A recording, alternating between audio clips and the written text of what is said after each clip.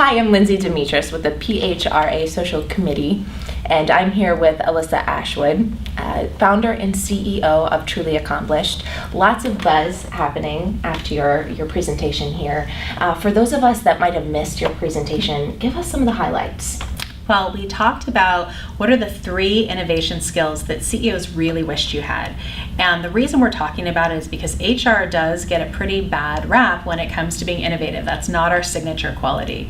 So what we talked about in the talk is what could you do that was more comfortable for you to learn how to innovate? And we don't just mean with technology, I mean really with the way that you select the kind of solution that you bring in so that it's safe instead of feeling risky. How can you bring in something that is smart by making a really good business case for it? And we worked on our business case skills. And then finally, we talked about how do you implement something so well that you have support, so that you're confident when you're bringing something in that it's not just going to be you fighting the good fight, and that you're going to know where you're headed with it once you bring something in.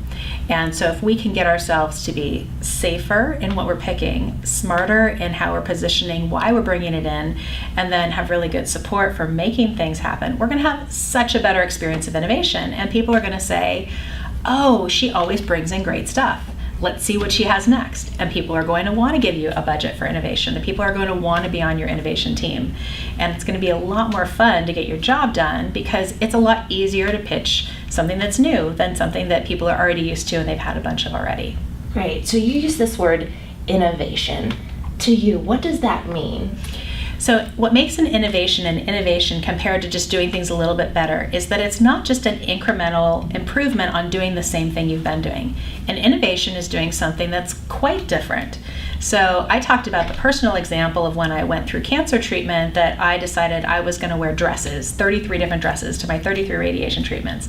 Well, maybe that's an unusual way to think about innovation, but it really is a game changer. It was a game changer in my life. It was a game changer in the way that people related to me.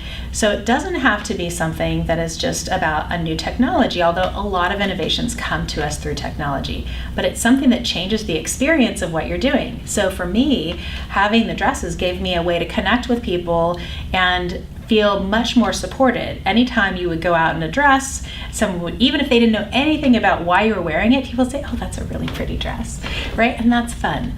I also learned a lot about dresses. You know, you can't have an experience of doing something new without learning something. So there are very many ways in which innovation can be rewarding for the person doing the innovation, as well as even a year later, I had a call from the hospital where I was treated, and the head radiology nurse was just calling to let me know that since that happened and since it was publicized, that now regularly people come in either with a dress or with pearls or with a hat, whatever their thing might be that makes them feel good and lets other people connect with them. So it's really had a bigger impact than I ever intended when I first did it. And innovation in our work is the same way.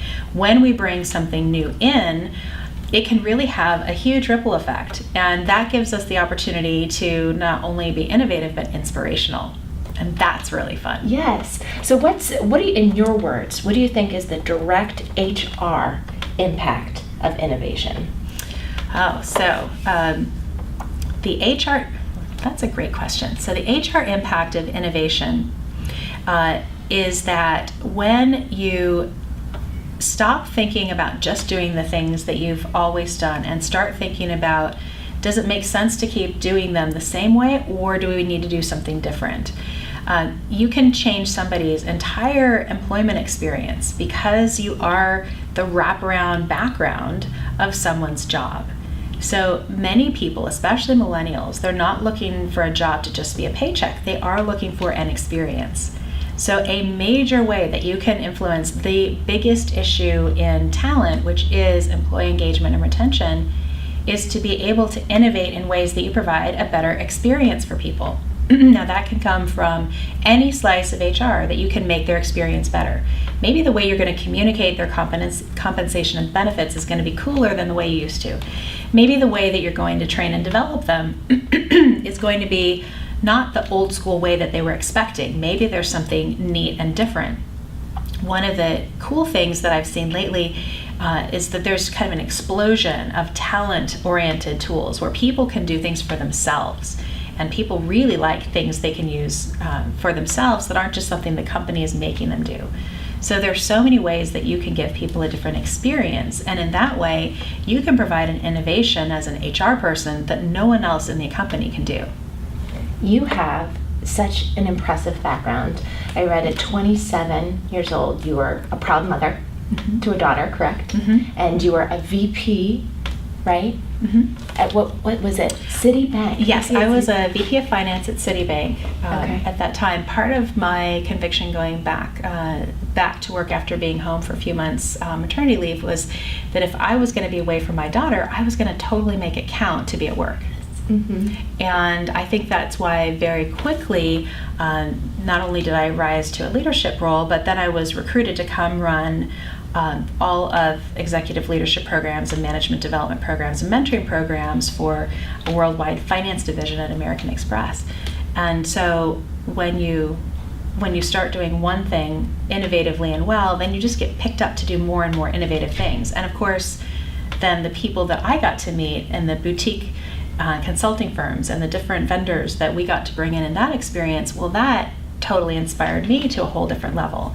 So one of the neat things about being innovative that can accelerate your career is that you get exposed to more innovative people than yourself.